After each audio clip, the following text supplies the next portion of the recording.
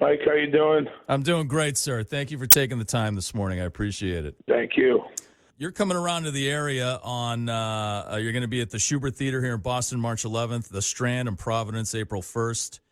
While you were on The Sopranos making the show, did you ever think that 16 years later, you'd still be talking about the show, doing tours like this and the books and the podcasts and everything like that? No.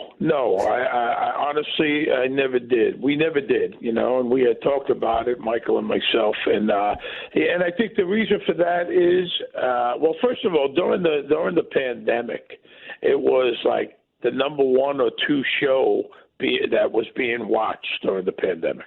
People went back to watch the 86 episodes.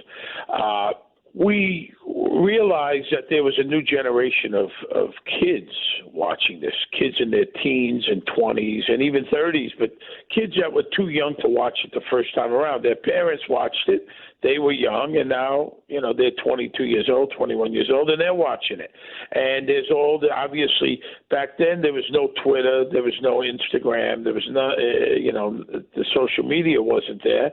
And now there's all kinds of sites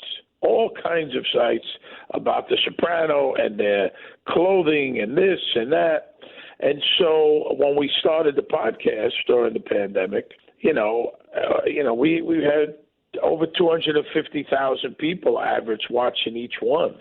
It became very, very popular all over the world. Also, HBO, at the time the show was on, there was only 11 million people watching it. Now it's streaming. There's more people watching the show now than watched it when it first aired.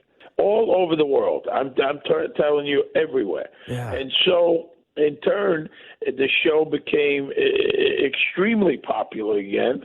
And we've been doing this show for a number of years. Even before that, we toured Australia in 2019, and we've been doing this. It's a lot of fun.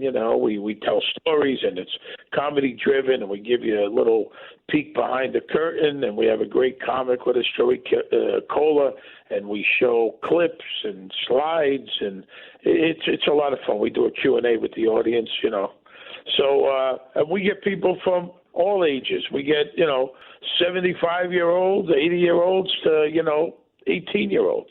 You've done these tours and stuff, and this current one, it's you, it's Vincent Pastore, who played Big Pussy, it's Michael Imperioli, who played Christopher, as Drea De Matteo would so beautifully say. Yeah. What is like the biggest question you get? I would imagine it's about the finale. Yeah, we get that. We get that a lot. We've heard most of them. One of the best questions, though, that we got, I forget what city it was, but somebody told us, what do you think would have happened if Nancy Marchand, who played Lydia, Tony Soprano's mother, what would have happened if she didn't die? Oh. And where would that have taken? Because, at the time she was testifying against her son, Tony. He tried to kill her, if you remember. And vice the end versa, of the first right? season. Yeah. And then, a lot of people don't know this. When Janice killed Richie Aprile, remember? She shot him. She was going to marry him, and then she shoots him. One of the great scenes in the entire 86 episodes. She was gone. Once she went on that bus, she was done. Yeah. She was done with the show. And then once Nancy Marchand died, they brought her back. So that was a great question that made us think. Most of it's, kind of, it's good questions, but, we've heard most of them. But it's the finale, what you think happened. I think I used to think for a long time Tony Soprano was alive and well. I've kind of changed. Same thing with Michael. Vinny Pastore was pissed off that he got killed and didn't watch it for, I think, over a year. Huh. That's the kind of stuff. It's very loose. It's very real. It's very honest, Yeah. I'm one of the I guess I'm in the minority who thought the ending was perfect, but. Yeah, me too. Yeah, let me. We got a couple minutes left. Let me ask you a question and tell me if you ever heard this before. Now, I am a huge Neil Young fan. Throughout the episode, I've found little references to Neil Young. Not a lot. There's a scene where Janice and Tony are arguing, and she's telling him to stop playing with toys, and he says Neil Young owns Lionel Train. And then your character, Bobby, becomes a model train enthusiast. And I kept thinking this has to be David Chase or one of the writers must be friends with Neil Young. Was there any kind of Neil Young connection? I don't think so. I have never heard that. I do know David Chase is probably a huge Neil Young fan. He's a big music. He's almost like a savant, David Chase, about music. And Martin Bruce Lee, who's also the producer. I have never heard that. We talked on the podcast to Martin Bruce Lee, the music. It started off small, and by the end of the series, the budget was $500,000 an episode. Just for the music? Just for the music. For the rights. That's probably just for the rights to buy it, right? Correct. That's insane. Correct.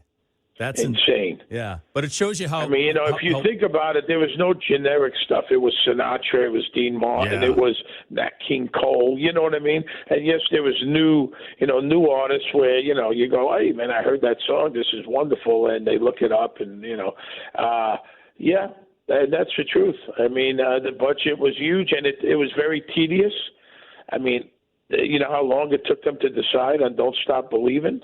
Steve Perry said that before he agreed, he saw the ending. That's what Steve Perry said in an interview, and Steve Perry was lying. Oh, really? And he was lying. No one saw that. Now, he may have read the scene for the last episode. They may have let him read the scene to see what goes on, maybe before they give the riot. And before they say, okay, you could use it, they wanted to see what was going to happen. And that's the truth. So we talk awesome. about that. We talk about stuff. They said there was numerous endings. That's all a lie. Guy went on Howard Stern at some point saying he was there and there was 3 endings. He's lying. Wow. There was no fake endings. That's awesome. I mean, this is the kind of stuff you're talking about, and it's amazing. I kind of compare The Sopranos to Star Trek in the sense where the fans will just talk about it until the day they die. You know, they're so I guess so. So and much. I was lucky enough to do 2 episodes of Star Trek Enterprise. No way. There you go. I got to seek those out. I've dipped my toe in the Star Trek world. Nice. I'd like to see The Sopranos take over a starship. That would be fantastic. All right, Steve Schirripa, thank you for your time. We got to come to the show and ask some questions. I will. Thank you so much, man, for taking the time. I appreciate it, and good luck. Take care, bro.